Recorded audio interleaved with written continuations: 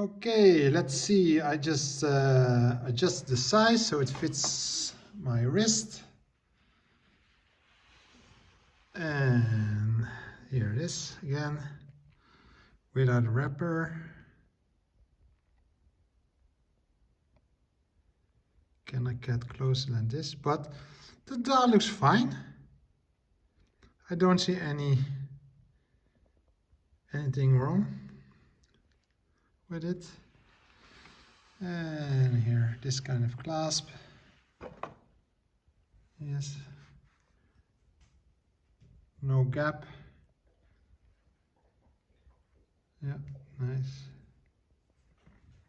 Now, seen from a distance.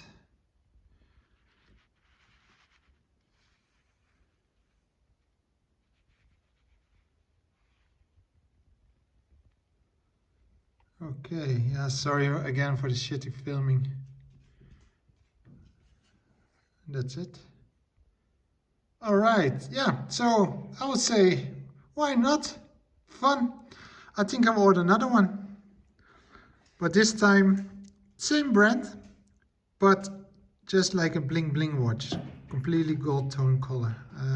If I have it, I will make another video. All right, bye.